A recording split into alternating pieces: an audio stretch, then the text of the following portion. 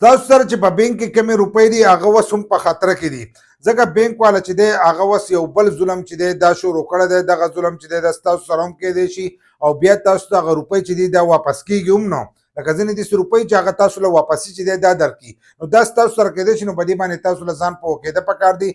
بل لا چې په بینک کې لږ ډېر روپۍ نو دا روپۍ ترې ایسته پکار دی، ځکه چې ته به ورته بار بار ټلیفونونه کوې، میسیجونه به کوې او هغه بیا ستا خبره چې دا نه مني. زموږ بینک ته چې دی روپۍ راغلې نو په هغې باندې ټیکس و، هغه ټیکس چې دی هغه دې کټ کړو، یو پیره ټیکس یې کټ کړو، بیا یې دوباره چې دی هغه ټیکس چې دی دوباره یې کټ کړو.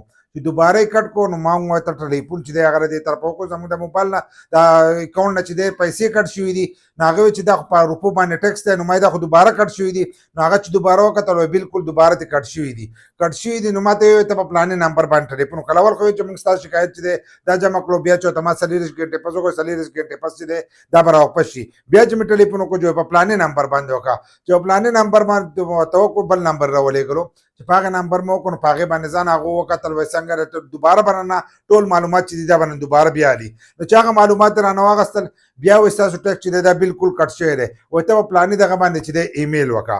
نو چې ناشنا کس یې هغه په دغې ایمیل او په دې هر سره باندې چې دی هغه څه پوهېږي. زموږ په شانتي اردو والا نه ورځي، اردو موږ ځانه لاسوخپې ماتو او په اردو نه پوهېږي. نو هغه ایمیل چې دی هغه مو ورته هم وکړو، هغه ایمیل مې راواخیستو، هغه ایمیل مو ورته وکړو. نو چې ایمیل مو وکړو نو د هغې طرفه هم هغه میسج وکړو، وایي بالکل ستا نه چې دی روپۍ کټ شوي دي، روپۍ کټ شوي دي. بیا وایي ستاسو شکایت چې دی دا موږ جمع کړو. دا شکایت چې دی تقریبا چې 48 ګنټې به یې د اوس پوره شي، تر اوسه پورې چې دی د هغې جواب یې رانه کړو. نو په دې چل باندې ستاسو نه ټیکسونه چې دی هغه اوس دوباره حکومت کټ کوي او واپسي چې دی تاسو له هغه روپۍ چې دی دا نه میلاویږي. که د عام کس نه کټ شو هغه بیا سره د خپل روپو تپوس نشي کولی، او که بینک ته لاړ شئ نو بینک خو سره کسان چې دی هغه تا ته وزګارېږي نه، او نه هغه ستاسو دپاره هغه میسیجونه کولی شي، نه ستاسو دپاره ټلیفون کولی شي، خو تا ته به وایي چې ته په خپله باندې وکړه. نو که لږ ډېر روپۍ وي نو داسې نه چې حکومت تاسو د هغه روپو نه هم دمه کوي، خپلې روپۍ چې دی د ځان سره کښېنئ. بینک والا چې دی دا نوی ظلم چې دی دا اوس شروع کړی دی. نو زما سره دغه کار شی او له کومو کومو سره چې شی دی هغه لازم کمنټ چې دی دا وکړئ.